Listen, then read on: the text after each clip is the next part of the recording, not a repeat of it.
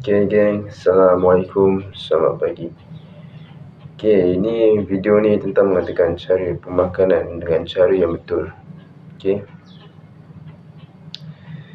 first thing kita kena tahu bahawa pemakanan ni adalah dari segi pemakanan. Okay, bila kita nak build muscle, kita memerlukan makanan yang makanan berprotein lah kiranya, protein tinggi. Maksudnya makanan yang mengandungi sumber nutrien untuk building muscle. Okay, sebab nutrition ni masih orang ramai masih lemah lagi. Sebab dari segi pemakanan, diorang macam tak jaga. Diorang lebih pada nak besar badan dengan begitu cepat. Okay, sebenarnya cara tu salah sebenarnya. Dan cara yang paling betul adalah pemakanan yang kena jaga. So, bila buat pemakanan ni, yang korang kena faham pemakanan. So, dari segi sumber protein adalah lebih sangat penting untuk build muscle. Sebab bila kau cuma workout saja,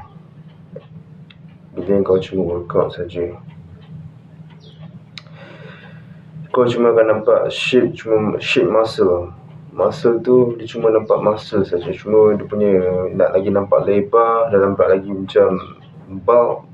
So dia start kat situ. Maksudnya dia maintain cuma nampak shape je sajalah bila kau tak makan. Okay, maksudnya bila badan kita tak secukupnya menggunakan pemakanan kita macam tak jaga. Kita nak building muscle tapi kita tak makan. Okay, dari segi sumber protein. Selain korang kena tahu juga protein ni sebenarnya bukan setakat protein saja boleh building muscle. Kalau kita nak bagi muscle tu lean, memang dari segi protein ni dia macam lebih daripada kita punya lean muscle. Dan dari segi pemakanan kita jaga, dia bukan protein ni sebab dia ada lemak-lemak buruk, tapi disebabkan kita ni memerlukan protein untuk sumber building muscle. Okay, selain pada protein pula yang korang kena tahu. Okay, protein kita dah tahu yang boleh kita building muscle. Kita nak besar badan, kita kena ambil protein. Okay, dia bukan ambil suplemen saja, dia dengan cara natural. Maksud dia cara semula jadi. Kalau kita nak ambil suplemen tak ada masalah, sebab dia just makanan tambahan kan? Tapi kalau kita mengamalkan cara pemakanan yang baik, InsyaAllah, percayalah akan berhasil. Tapi memang ambil masa lama. Dia punya progress dia memang bukan macam terus boleh besar macam tu je, tak ada. Dia memang ambil masa, take time. Dan combine kau punya training and pengambilan nutrition tu terutama protein dan nak build muscle tu dia akan lagi berkembang. So, selain pada protein pula yang korang kena tahu. Okay, kalau makanan yang untuk energy, apa korang rasa tahu? Kalau korang nak tahu, makanan yang energy ni macam carbs. Panggil ataupun dia punya singkatan nama dia carbs. Okay, carbs ni dia macam makanan yang memberikan energy. Okay, makanan yang memberikan energy macam mana? Maksud dia energy ni macam tenaga. Makanan yang memberikan tenaga. Contoh bila kita macam memang tak makan langsung, kita memerlukan energy. So makanan energy ni macam roti, mi, nasi, apa lagi? Roti, mi, nasi. Selain pada tu ada ke? Kira pada antara tiga ni ada selain pada tu banyak lagi makanan yang mengandungi nutrien energy, carbs kan. So kat situ bila kita memerlukan tenaga, energy, kita boleh exercise tau. Maksud dia kita ada sumber tenaga daripada kita makan tu. So maksud daripada energy tu kita makan yang tadi tu lah, yang macam makanan carbs kan. So kita ada vibes nak workout. Maksud dia kita macam ada sumber tenaga lah untuk kita exercise. Dia maksud dia yang itulah. Dia antara makanan yang energy ni macam pisang. Kalau kau perasan, pisang ni pun bagus sebenarnya. Dia macam berikan tenaga yang bagus sebelum kau nak workout tu. Dia kena makan pisang tu. Pisang tu macam 2 slice pun okey lah, 2 slice. Korang dah tahu tentang protein and carbs. Okay. Dua ni korang dah tahu dah. Okay. Bila kau jaga dua ni, kau dah tahu macam mana pembagian makanan kau nak senang. Okay, sekarang ni mengurangkan apa maksud dia? Mengurangkan kadar gula, kadar garam dan kadar minyak dalam masakan lah kiranya. Okay, antara 3 benda ni korang memang kena kontrol setiap kali korang nak makan dalam satu hari kehidupan seharian kau. Okay, cerita tentang gula pula. Gula ni sebenarnya ada kebaikan dia dan ada keburukan dia.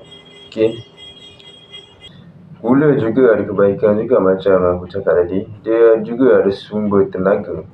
Okay, tenaga tu macam bahan-bahan makanan yang menggunakan gula. So, ada kebaikan dia situ pula. So, keburukan dia bila kita pengambilan gula yang terlalu banyak akan mendapat penyakit. Macam-macam penyakit kita boleh dapat sebenarnya. Bila kita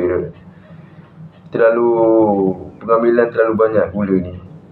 So, maksud kat sini, antara penyakit dia pengambilan gula ni adalah obesity, darah tinggi.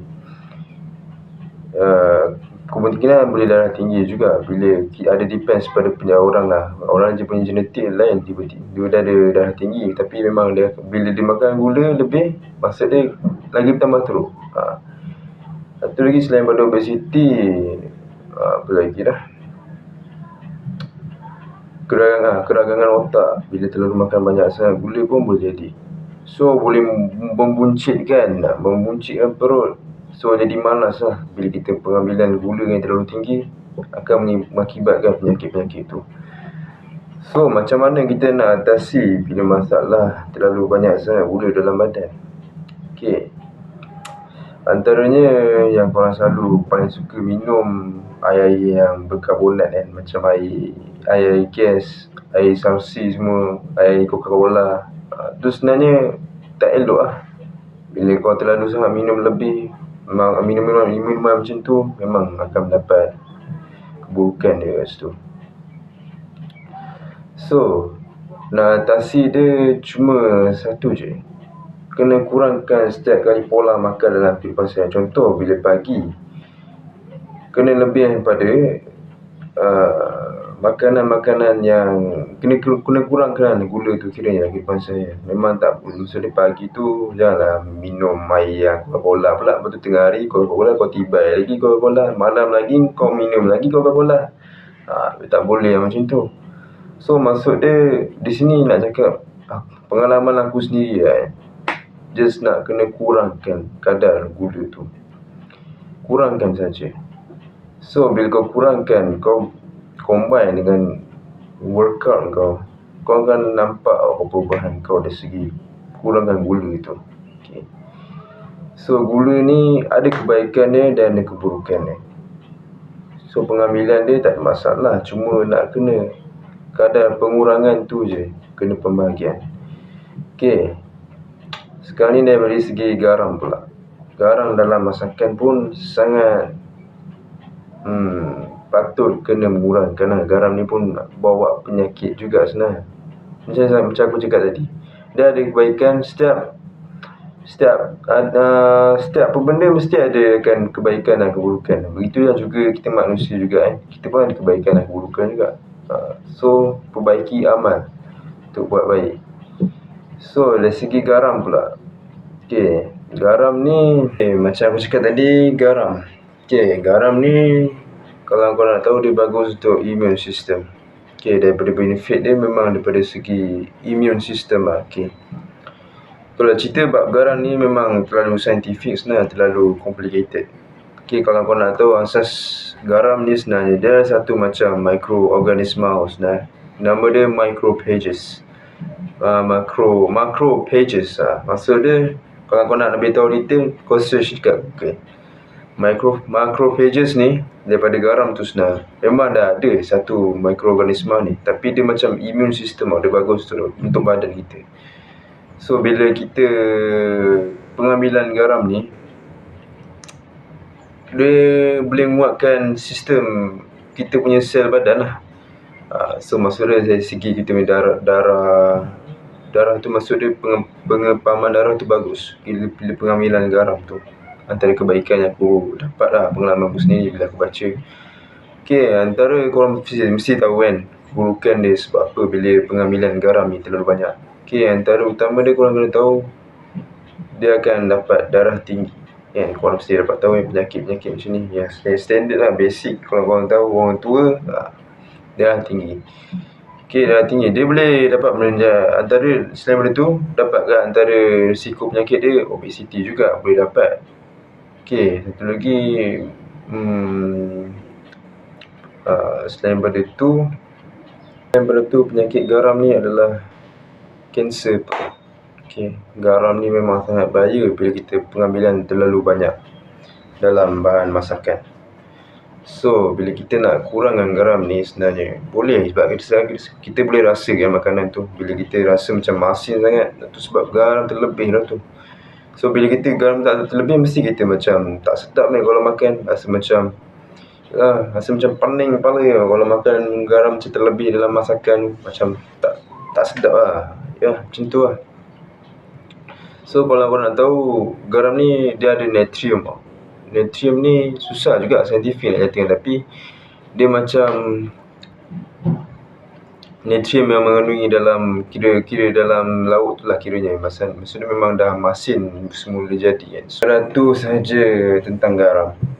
Next topik pula adalah minyak. Minyak ni sebenarnya pun sangat bahaya juga bila pengambilan terlalu banyak. Pengambilan terlalu banyak minyak pun dalam masakan pun sangat tak elok sebenarnya. Antara benefit dia bagus dari segi kalau bab building muscle tak bagus lah, tapi dia bagus dari segi lain lah. Tapi memang penggunaan minyak, memang orang kalau nak building muscle, penggunaan minyak memang sangat penting. Dalam antara keburukan dia, bila minyak berlebihan pun boleh mengakibatkan obesity juga. Obesity, buncit perut semua. Selain daripada buncit perut, dalam minyak banyak dalam masakan, so pun boleh mengakibatkan kegagalan jantung untuk mengepam sebab dah terkumpul sangat minyak tu kan kolesterol. So kolesterol ni sangat tak elok. Kolesterol yang lemak buruk lah kiranya. Lemak buruk dalam minyak ni minyak dalam masakan. So memang sangat berisiko kalau pengambilan minyak ni terlalu banyak. So kena kontrol. Macam aku cakap tadi, gula, garam, minyak, ni antara 3 benda ni kau memang kena kontrol dalam pemakanan. Memang sangat penting lah. Menjalani building muscle ni bukan mudah sebenarnya. Sebab dalam 3 benda tu kau memang kena kontrol dari segi pemakanan. Tak ada masalah nak makan, tak ada masalah nak minum air manis, tak ada masalah nak makan yang berminyak. Kalau sekadar nak merasa tu memang tak ada halangan. Cuma nak pengurangan tu kan, untuk kita nak betul-betul konsisten untuk building muscle tu memang sangat susah. Tak ramai yang boleh tahu boleh buat benda ni. So korang kena tahu bab cara pemakanan secara betul. Ni cerita pasal garam, gula dengan minyak. Nanti banyak topik lagi aku nak nyata nanti. See you next time guys. See ya. Assalamualaikum.